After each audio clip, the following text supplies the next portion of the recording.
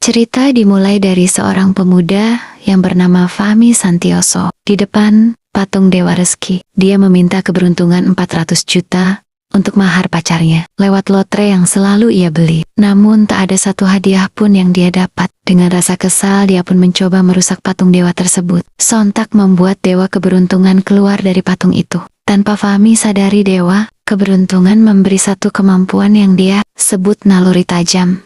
Cari duit. Setelahnya Fahmi merasa ada yang aneh dengannya. Dia bisa melihat harga barang di sekitarnya. Fahmi merasa dirinya mulai gila dan berhalusinasi. Tak sengaja dia menabrak Aulia, presiden grup naga, yang membuat dirinya kaget melihat nilai angka Aulia yang tak terbatas. Tak lama setelah itu, pacarnya, Cecilia, menagih mahar padanya, dan Fahmi pun teringat dia cuma diberi waktu ngumpulin dalam seminggu.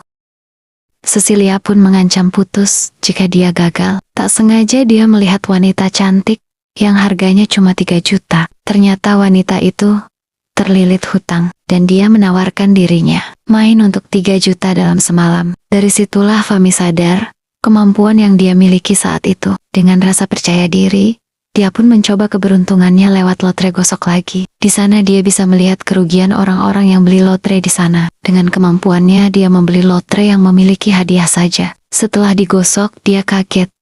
Ternyata semuanya dapat. Dia belum puas dan membeli lagi. Akhirnya dia dapat lotre yang memiliki hadiah 2 miliar, yang membuat para pembeli di sana merasa iri dan takjub padanya. Akhirnya dia lega, bisa memenuhi mahar untuk pacarnya. Namun dia atas kegembiraannya, dia melihat Cecilia, pacarnya, sedang pacaran di atas perahu bersama pria lain. Dia pun menyelidiki secara diam-diam dan tak sengaja mendengar rencana pengkhianatan Cecilia dengan selingkuhannya. Fahmi yang merasa kesal langsung melabraknya. Namun Cecilia mencoba menjelaskan bahwa Ardi adalah temannya. Lagi-lagi Fahmi membantah bahwa Cecilia sedang berbohong. Akhirnya Cecilia mengakui bahwa dia selama ini cuma mempermainkannya. Percekcokan pun terjadi. Kemudian Ardi melerai dan menjatuhkan Fahmi sambil mencacinya. Di tengah emosi yang membara, Cecilia malah memihak Ardi, padahal Ardi ini hartanya minus 160 miliar. Ardi mulai bingung. Kenapa Fahmi bisa tahu bahwa dia sedang mengalami kebangkrutan? Di saat itu juga Cecilia memihak Ardi dan putus dengan Fahmi. Sementara dari sudut lain, Aulia, presiden direktur grup naga, menontonnya dan langsung menghentikan pertengkaran mereka. Ardi pun merasa malu karena telah membuat keributan di daerah kekuasaan Aulia. Lalu Aulia mengusir Ardi dan Cecilia dari sana. Sontak membuat Fahmi merasa berterima kasih. Namun Aulia tidak memiliki banyak waktu untuk datang ke toko barang antik. Fahmi yang mendengar kata barang antik membuat dia memiliki ide untuk menggunakan naluri tajamnya. Di sana Aulia hampir saja tertipu penjual barang antik yang menjual barang KW. Lalu Aulia mengancam penjual yang berani main-main dengannya, yang membuat penjual itu ketakutan untuk menipu. Kemudian si penjual menawarkan guci porselen dengan harga 600 juta. Padahal Fahmi tahu bahwa harga aslinya aja minimal 120 miliar. Setelah di luar, Fahmi memberitahu Aulia bahwa harga porselen tersebut minimal 120 miliar dan suruh ahli untuk memeriksanya. Di hari kemudian, Pak Hafiz yang memeriksa porselen tersebut menelepon dan memberitahukan bahwa porselen itu barang antik dari dinasti Minggus, minimal harganya 120 miliar, yang membuat Aulia tercengang dan kagum pada Fahmi. Lalu Aulia keluar dan menemui Fahmi. Dia menjelaskan porselen itu benar asli dan dia mengundang Fahmi untuk datang ke kantornya besok. Keesokan harinya, Aulia di kantor disuguhkan kopi oleh asistennya yang membuat kepalanya pusing. Di saat itu pula Fahmi datang. Tidak disangka Aulia langsung terangsang pada Fahmi dan terjadilah cocok tanam. Ketika sadar, Aulia langsung menampar Fahmi dan meminta Fahmi untuk jujur apa yang dia lakukan padanya. Fahmi yang mencoba menjelaskan,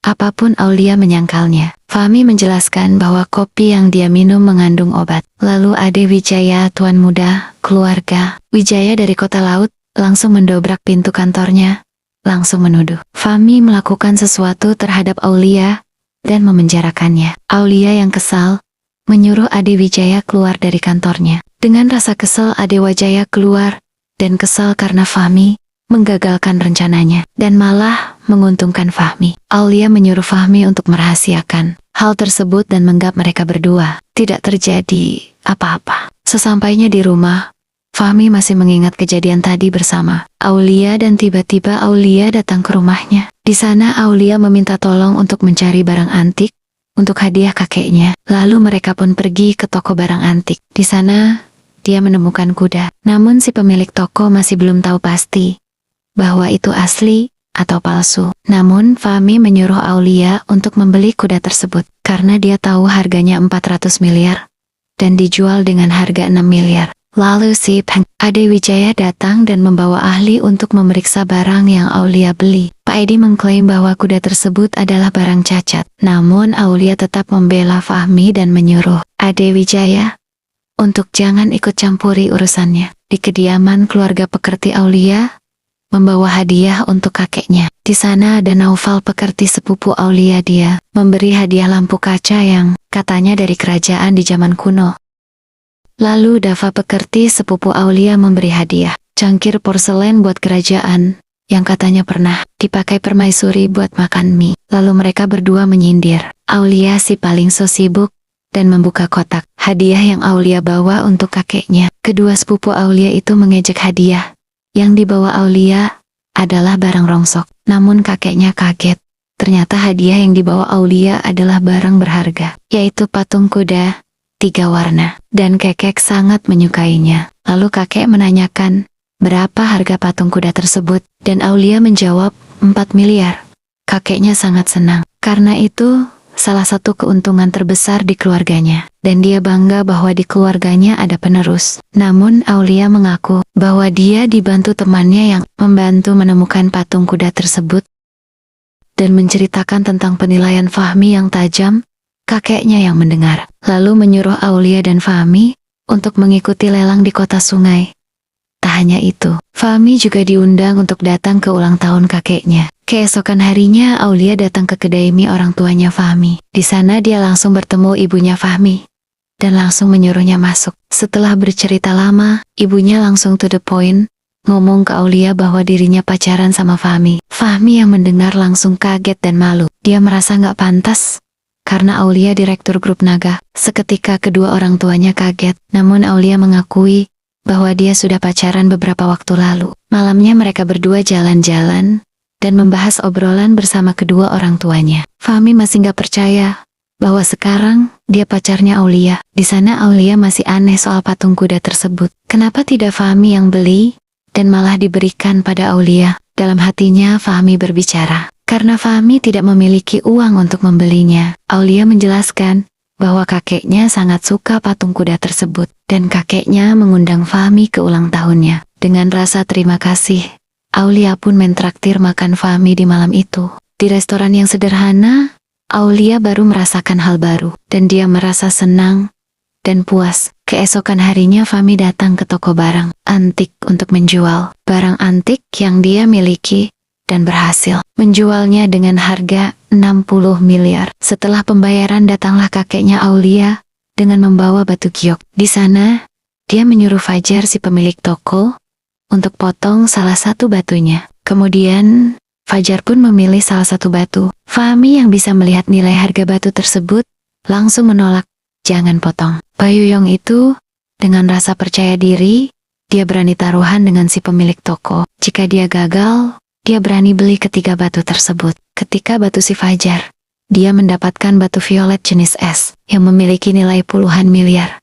Dengan rasa sombong, Fajar menyuruh Fahmi untuk menyerah, tapi Fahmi kekeh dengan pendiriannya dan menyuruh cepat-cepat untuk membuka batunya. Lalu Fahmi menyuruh memotong sesuai keinginannya. Ketika terbuka, Edi yang memotong batu tersebut kaget, karena batu yang dipotongnya adalah batu giok hidup kualitas kaisar. Bukan cuma itu, harga batunya di atas harga 160 miliar. Dan akhirnya Fahmi memenangkan taruhan, dan batu itu jadi miliknya. Kemudian Fajar membelinya dengan harga 220 miliar. Dengan rasa kagum, kakeknya Aulia mengundang Fajar ke hari ulang tahunnya. Ketika Fajar melihat kartu identitas, ternyata dia kakeknya Aulia, si legenda barang antik. Lalu Aulia menelpon karena dia sudah menunggu di acara pelelangan. Setelah sampai, Cecilia dan Ardi juga ada di sana. Dang langsung menjelekkan Fahmi. Tidak tinggal diam, Aulia langsung memberitahu mereka bahwa Fahmi adalah pacarnya. Mereka berdua pun langsung terdiam keheranan kalau Fahmi langsung ikut membeli porselen biru putih zaman Yunan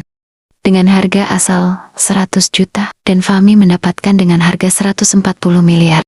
Cecilia mulai kebingungan karena Ardi tidak ikut menawar harga. Seketika ayahnya Ardi dari keluarga Tanoto mengabari Ardi bahwa keluarga grup Nagat menyerang bisnisnya dan sekarang dia bangkrut miliaran. Cecilia yang mendengar itu langsung kaget karena selama ini dia yang membiayai kebutuhan Ardi dan Ardi mengakui bahwa selama ini dia hanya memanfaatkannya. Ketika di luar, Cecilia mengejar Aulia dan Fahmi. Dia meminta maaf dan mengajak Fahmi untuk balikan karena Cecilia tahu Fahmi telah membeli cincin berlian. Namun Fahmi menolak dan membuang cincin tersebut. Sontak membuat Cecilia mengingat kenangan indah bersama Fahmi yang mereka buat. Tidak disangka, Aulia mengambil kembali cincinnya dan menyuruh Fahmi untuk memakaikannya di jari Aulia. Lalu Cecilia ditinggalkan sendirian.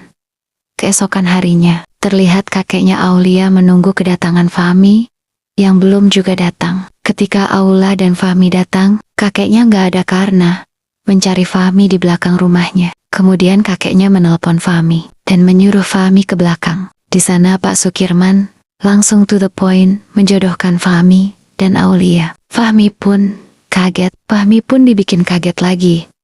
Tadinya kakeknya mau menjodohkan Aulia dengan temannya. Aulia yang bernama Fahmi Santioso. Tanpa disadari orang itu adalah Fahmi. Tak tinggal diam, Fahmi pun mengakui bahwa Fahmi itu adalah dia. Tak tunggu waktu, kakeknya Aulia pun langsung meresmikan pernikahan mereka di hari itu juga. Di hari yang berbahagia. Lagi-lagi si pengacau, Ade Wijaya datang dan tidak setuju karena Fahmi adalah golongan kelas bawah menurutnya dan membandingkan hadiah yang diberikan Fahmi dengannya. Lalu Pak Sukirman menjelaskan bahwa hadiah yang dibawa Fahmi tak sebanding dengannya karena hadiah Fahmi nilainya ratusan miliar yang membuat Ade Wijaya kaget. Lalu Ade Wijaya diseret dan dibawa keluar oleh para penjaga. Lalu kakeknya Aulia bicara pada Fahmi dan Aulia untuk segera nikah dan punya anak. Secara tiba-tiba Aulia merasa mual dan Aulia menyadari bahwa kejadian di kantor waktu itu membuatnya hamil. Kakeknya senang dan drama pun tamat.